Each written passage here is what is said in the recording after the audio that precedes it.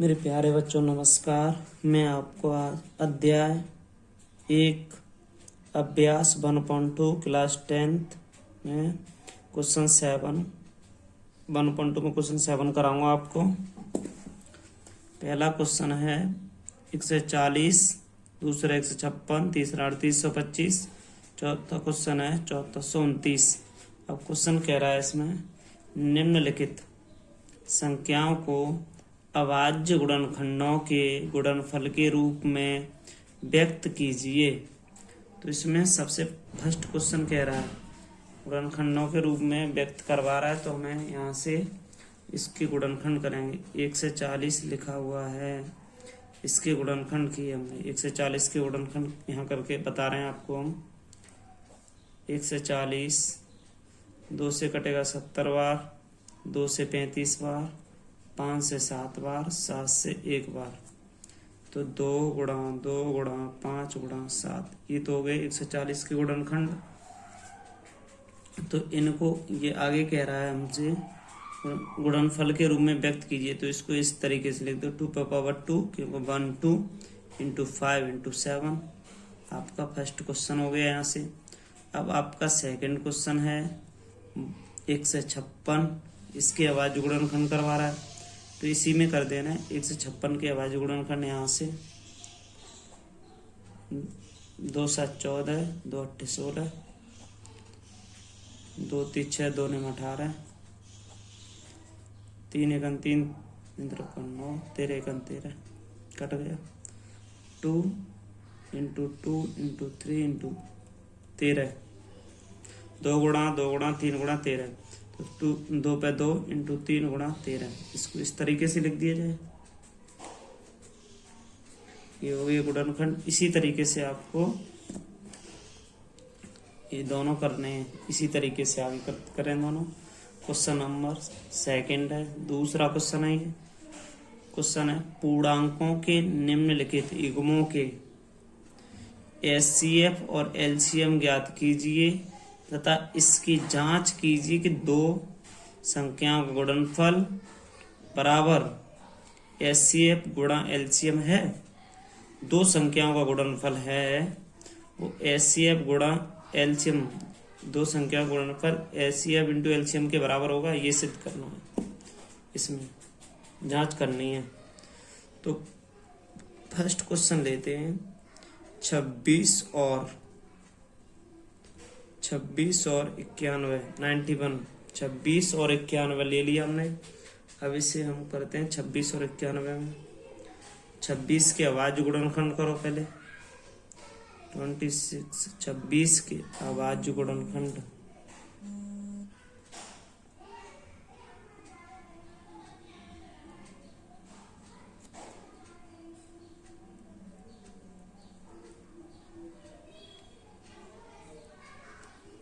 दो गुणा 13, 13 दूनी 26। अब 91 91 के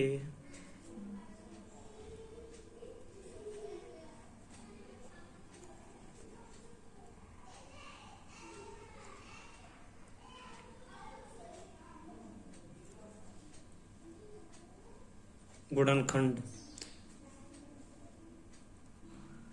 13 7 91, 7 गुणा 13। इन दोनों में ये देखिए अभीष्ट गुणनखंड कौन कौन सा है, ये दोनों है इसमें से। अतः ओवेनिष्ट गुणनखंड, अभीष्ट ओवेनिष्ट एक ही बात है। अतः ओवेनिष्ट गुणनखंड, ओवेनिष्ट गुणनखंड, ओवेनिष्ट गुणनखंड इसमें 13। इन दोनों में से जो कॉमन मिल रहा है वो 13 है, 13। तो हम यहाँ एचसीएफ लिखते हैं 13। अब इसमें एलसीएम क्या होगा, चूंकि एचसीएफ 13 तो इसीलिए एलसीएम कितना होगा, इसमें से जो कॉमन मिल रहा है उसे लो पहले। 13 वो एचसीएफ हो गया 13। अब जो नहीं मिल रहा उसे लो, वो होगा इसका एलसीएम। एलसीएम होगा इसका 2 7 13, इनका गुणा करने पर आ रहा है 14, 14 का 14 42 की 2, 5 4, 14 4 18, 182 हो गया इसका एलसीएम 182 हो गया। इसके बाद में आगे ये एलसीएम एलसीएम निकाल लिया। दो संख्या हमारे पास 26 और 91 है ये। अब हम इसे वेरीफाई करेंगे। दो संख्याओं का गुणनफल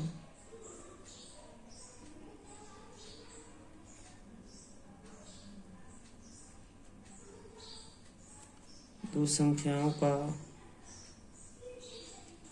गुणनफल दो संख्याओं का गुणनफल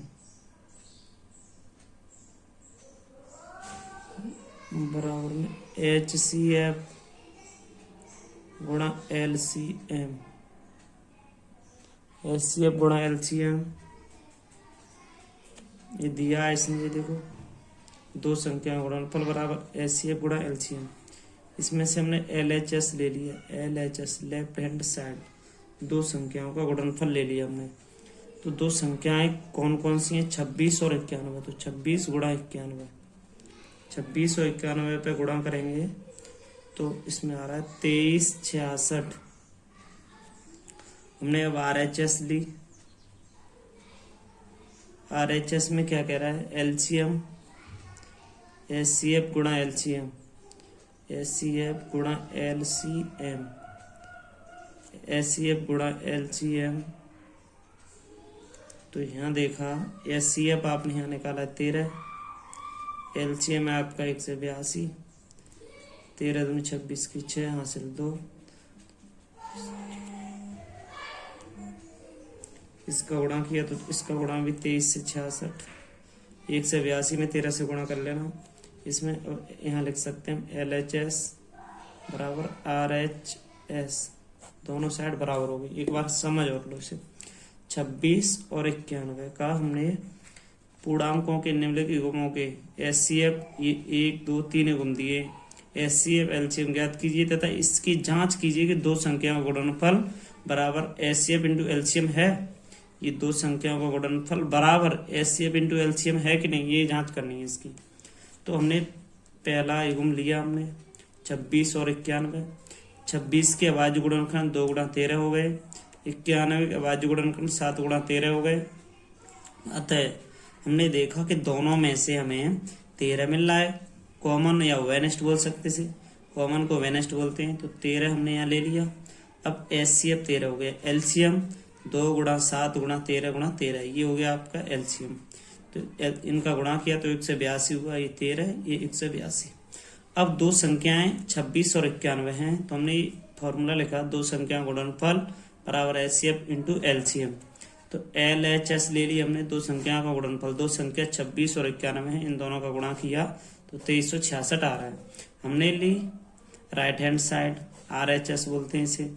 RHS में HCF गुणा LCM लिया। HCF दिया 13 और LCM आपका दिया 182, दोनों का गुणा किया तो 2366 इससे भी आ रहा है। तो LHS बराबर RHS। यही इसी तरीके से सेकंड और थर्ड क्वेश्चन करने हैं। इसमें भी दो बताए थे हमने, इससे पहले भी। ये दोनों HW में करने हैं और आपको ये भी HW में करने हैं दोनों। इसके बाद क्वेश्चन नंबर आता है आपका 3। क्वेश्चन नंबर 3 आता है आपका। इसके बाद क्वेश्चन नंबर 3 क्या कह रहा है? अभाज्य गुणनखंड विधि द्वारा निम्नलिखित पूर्णांकों के HCF और LCM ज्ञात कीजिए। अब कह रहा है अभाज्य गुणनखंड विधि द्वारा निम्नलिखित पूर्णांकों के HCF और LCM ज्ञात करवा रहा है। तो सबसे पहले हमने पहला क्वेश्चन लिया 12, 15 और 21 है। सबसे पहले 12 के यहाँ देखेंगे। 12 के अभाज्य गुणनखंड, 12 के अभाज्य गुणनखंड क्या होंगे? 2 इंटू 2 इंटू 3, 2 दूनी 4 4 3 12। इसके बाद में आप 15 के अभाज्य गुणनखंड करिए। 15 के अभाज्य गुणनखंड 3 × 5। अच्छा, इसके बाद में 21 के अभाज्य गुणनखंड करिए 3 × 7। अतः वेनिस्ट गुणनखंड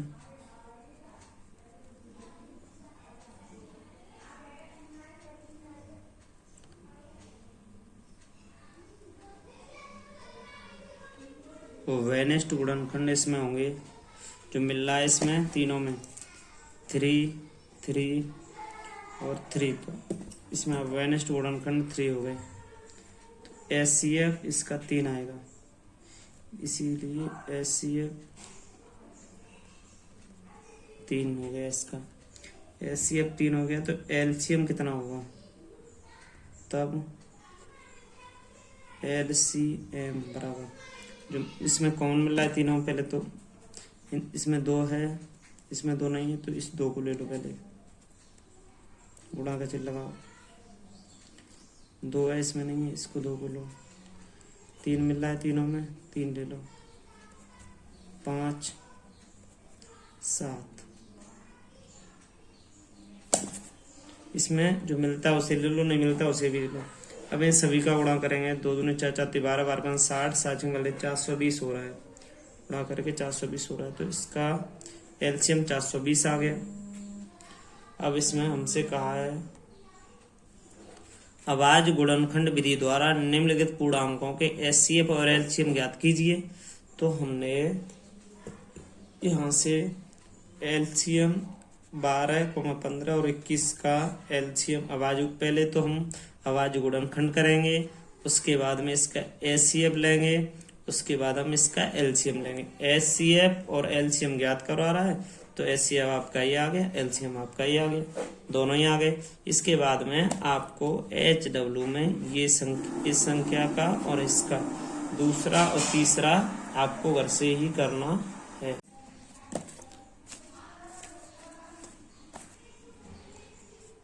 question number 4, HCF 306 657 bracket close equal to 9। ये कह रहा है 306 और 657 का एचसीएफ 9 दिया है इसने, एलसीएम ज्ञात कीजिए इसका। तो सबसे पहले आपको एचसीएफ दिया है, एलसीएम ज्ञात करवा रहा है। ये दो संख्याएं, तो हमने मान ली पहली संख्या यहाँ लिखा, पहली संख्या आपकी, पहली संख्या 306 है,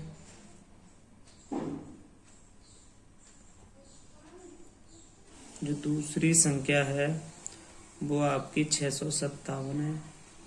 दो संख्या मान ली, इनका एचसीएफ हमें दिया है 9, हमसे कह रहा है इन संख्याओं का एलसीएम ज्ञात कीजिए। तो हम इसको इस तरीके से लिख लें, पहली संख्या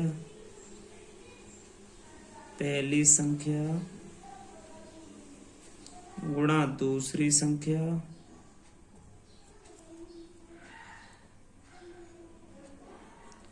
बराबर एलसीएम गुणा एचसीएफ।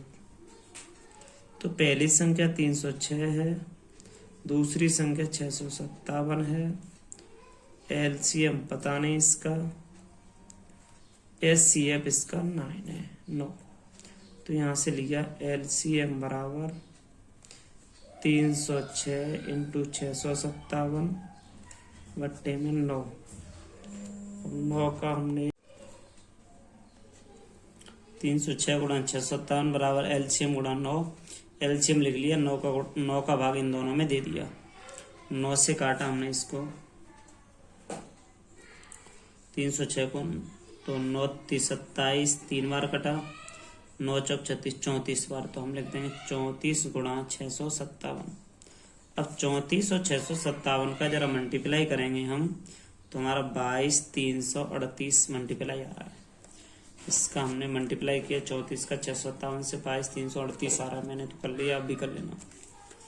अब क्वेश्चन नंबर 5 है। क्वेश्चन नंबर 5 कह रहा है जांच कीजिए कि क्या किसी प्राकृत संख्या n के लिए संख्या 6n अंक जीरो पर समाप्त हो सकती है। हमें ये करना है, हम जानते हैं। इसमें लिखेंगे हल। डेफिनेशन है बहुत लिखनी है इसमें, या डायरेक्ट कर सकते हो, सही होगा आपका। इतना मैं कर रहा हूँ उतना ही। हम जानते हैं कि 6 के आवाज, ये 6 इसके आवाज गुणनखंड करेंगे पहले। तो देखते हैं 6 के अभाज्य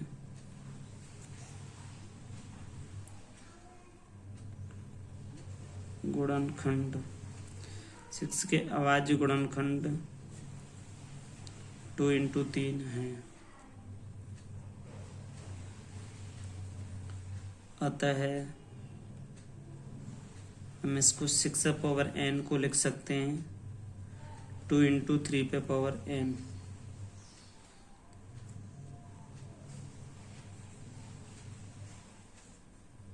इसे स्पष्ट होता है कि 6n के अभाज्य गुणनखंड में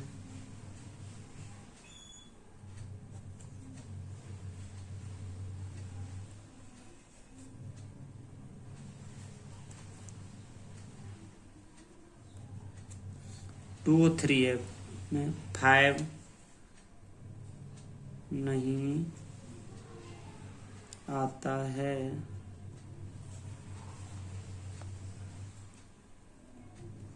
अतः 6n का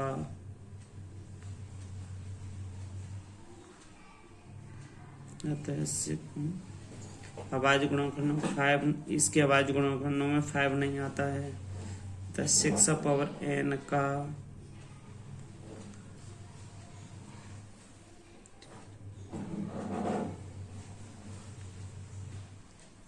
पाँच नहीं आता है। अतः 6n का एक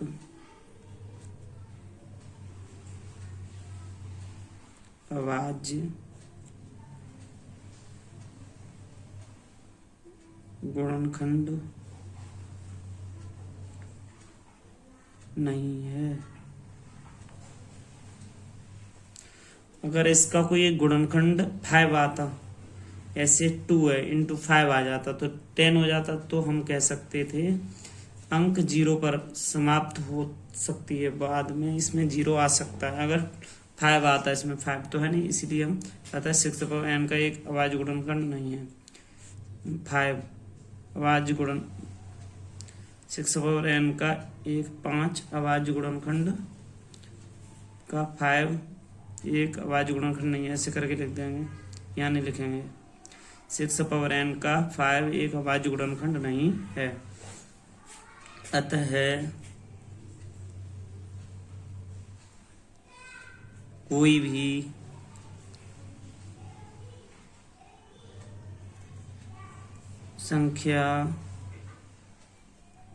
संख्या बिलोंग टू n, छोटी और बड़ी n बिलोंग टू, ऐसी नहीं है जो 6n में 0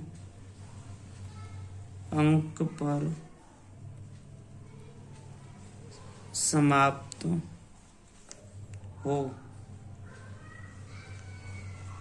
मतलब ये n है, इस n का संबंध यहाँ है नेचुरल नंबर, n को नेचुरल नंबर से दर्शाते हैं। एक n यहाँ पर है, ये इस पे पावर है, वो वाली n है, ये नेचुरल नंबर है, ये बिलोंग टू, इससे ये संबंध दर्शाता है। ये कह रहा है कोई भी संख्या n इससे नहीं हो सकती कि 6n में 0 अंक पर समाप्त हो जाए। कोई ज़्यादा खास क्वेश्चन नहीं है ये। क्वेश्चन नंबर 6 है, व्याख्या कीजिए कि 7 × 11 × 13 + 13 और 7 × 6 × 5 4 3 2 1 + 5 भाज्य संख्याएं क्यों हैं। इनमें ये बताना है भाज्य संख्याएं क्यों हैं। भाज्य संख्या एक दूसरे से कटती हैं, ऐसा क्यों है इसमें। तो यहाँ लिखेंगे हल। हल में हमने लिखा है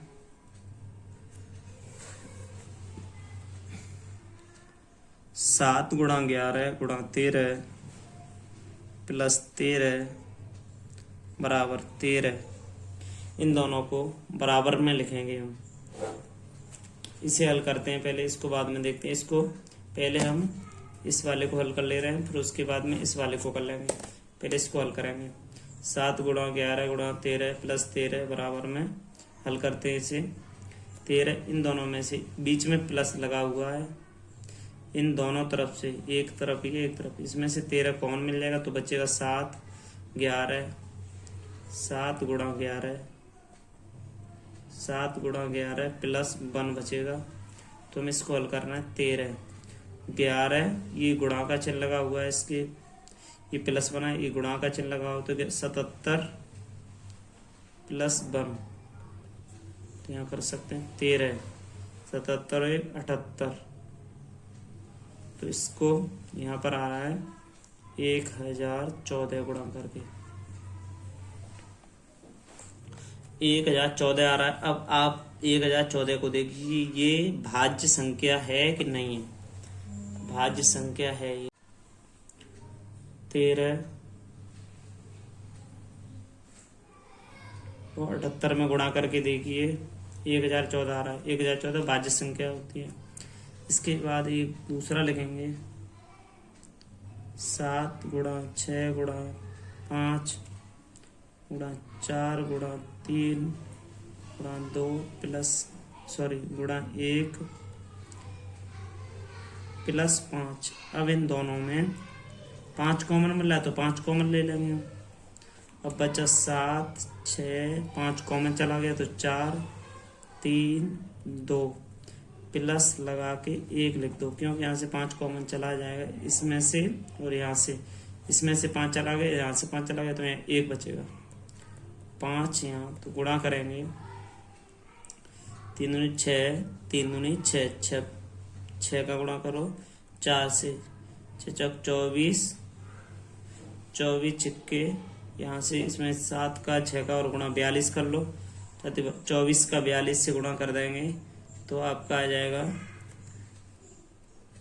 1009। अब 1009 का गुणा इससे करेंगे तो 1045 आ जाएगा। 1045। अब 1045 ये कह रहा है भाज्य संख्या क्यों है? ये भाज्य संख्याएं हैं। 1045 और 1014 ये भाज्य संख्या हैं। इसके बाद हम क्वेश्चन पर चलते हैं। किसी खेल के मैदान के चारों ओर एक वृत्ताकार पथ है। इस मैदान का एक चक्कर लगाने में सोनिया को 18 मिनट लगते हैं, जब किसी मैदान का एक चक्कर लगाने में रवि को 12 मिनट लगते हैं। मान लीजिए कि वे दोनों एक ही स्थान और एक ही समय पर चलना प्रारंभ करके एक ही दिशा में चलते हैं। कितने समय बाद वे पुनः प्रारंभिक स्थान पर मिलेंगे? तो एक ही समय कितने समय बाद मिलेंगे? तो हमें क्या करना चाहिए, इसमें एलसीएम लेना चाहिए इसका। इसमें 18 और 12 मिनट हैं, तो 18 के अभाज्य गुणनखंड हल में डाल लो। 18 के अभाज्य गुणनखंड